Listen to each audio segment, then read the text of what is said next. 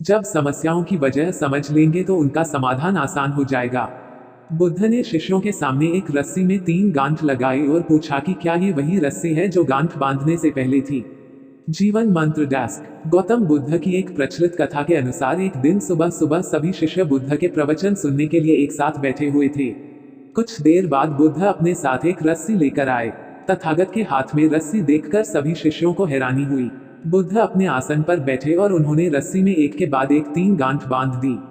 इसके बाद उन्होंने शिष्यों से पूछा कि क्या ये वही रस्सी है जो गांठ बांधने से पहले थी। इस प्रश्न के जवाब में एक शिष्य ने कहा कि तथागत, इसका उत्तर थोड़ा मुश्किल है। ये हमारे देखने के तरीके पर निर्भर करता है। एक तरह से तो रस्सी वही है, इसमें कोई बदलाव नहीं है।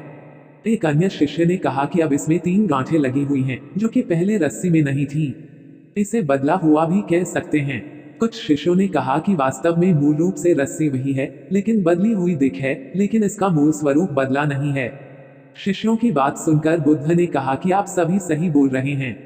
अब मैं इन गांठों को खोल देता हूँ। ये बोलकर बुद्ध रस्सी के दोनों सिरों को खींचने लगे। बुद्ध ने पूछा कि क्या इस प्रकार रस्सी की गांठें खुल जाएंगी। सभी शिष्यों ने कहा कि नहीं, ऐसा करने से तो गांठें और ज्यादा कस जाएंगी। इन्हें खोलना और मुश्किल हो जाएगा। बुद्ध ने कहा कि ठीक है, अब एक अंतिम प्रश्न, इन गांठों को खोलने के लिए हमें क्या करना होगा। शिष्यों ने कहा कि हमें इन गांठों को ध्यान से देखना होगा, जिससे हम जान सके कि इन्हें कैसे लगाया गया है। इसके बाद हम गांठें आसानी से खोल सकते हैं। बुद्ध इस जवाब से संतुष्ट हो गए और उन्होंने कहा कि ये सही बात है। हम परेशानियों में फंसे रहते हैं और बिना कारण जाने ही उनका हल खोजने लगते हैं, जबकि हमें पहले समस्याओं के मूल को समझना चाहिए। जब समस्याओं की वजह समझ आ जाएगी तो उन्हें सुलझाना बहुत ही आसान हो सकता है।